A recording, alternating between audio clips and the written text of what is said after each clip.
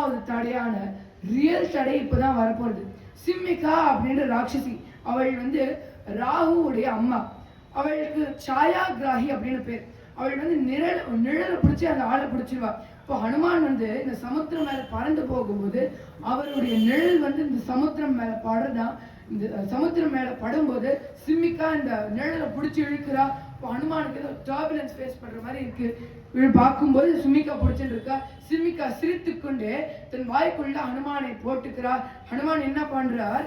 கிரஸ்யாமானம் யதா சந்திரம் பூர்ணம் பர்வணி ராகுனா ததஸ்தஸ்யா நகஸ்தீக்ஷ்ணே மமான்யக்ருத்ய வானரஹ. தன் நகங்களால் கிழித்து கொண்டு அந்த சிம்மிக்காவுடைய வயிற்றை கிழித்து கொண்டு வெளில வரார்.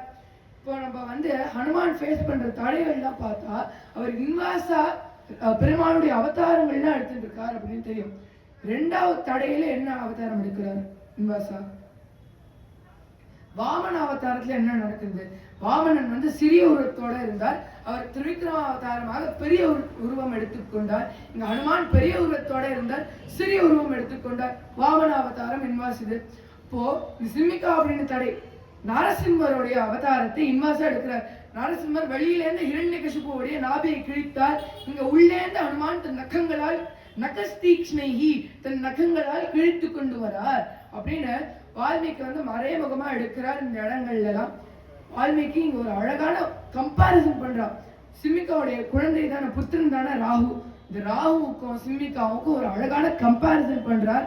என்ன கம்பாரிசன்னா, ஹனுமான் எப்படி சிம்மிகாவுடைய வயர்ல இருந்து வெளில வராராம், பூர்ணச்சந்திரமானவர் ராகுடைய கிளச்சஸ் எப்படி அவருடைய பிடியில இருந்து வெளில வராரோ அதே போல சந்திரன் போல தேஜோமயமாக இருக்கக்கூடிய அந்த ஹனுமான் சிம்மிகாவை கிழித்து கொண்டு வெளில வரார் அப்படின்னு வால்மீகி இங்க மறைமுகமா எடுக்கிறார். ஸோ எவ்வளோ அழகா இந்த வால்மீகி தான் இங்க கவி.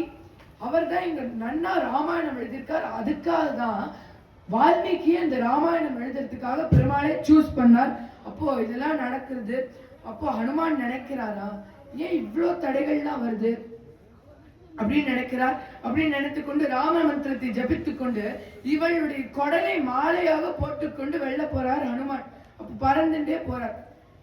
இந்த கொடலுக்கு பதிலாக தான் நம்ம ஹனுமானுக்கு வடமாலை போடுறோம். எப்படி? நான் வெஜிடேரியன் நீட்டர்ஸுக்கு தெரியும், கொடல்ல புரோட்டீன் இருக்கு. வடையை எதை வச்சு பண்ணுவோம்? உளுந்து வச்சு பண்ணுவோம். உளுந்துல புரோட்டீன் இருக்கு. உளுந்தால தானே வடை பண்ணுவோம். அதனால வடையிலையும் புரோட்டீன் இருக்கு, உளுந்துலையும் இந்த குடல்லையும் புரோட்டீன் இருக்கு. எவன் ஒருத்தன் ஹனுமான் இந்த வடமாலையோட சேவிக்கிறானோ, இந்த சிம்மிகாவதத்தை ஸ்மரிக்கிறானோ அவனுக்கு ராகு தோஷம் வராது அப்படின்னு பெரியவாளா எடுத்துட்டு இருக்கா. அப்போ இந்த ஹனுமானும் ராம மந்திரத்தை ஜபித்து கொண்டே போறார். அவரோட நாமும் ராம மந்திரத்தை ஜபிப்போம். எப்படி? ராம மந்திர ஜபிசோ அப்படின்னு புரந்தரதாசர் அருளி செய்த கிருதி. அதே நாம் இப்பொழுது அனுபவிப்போம்.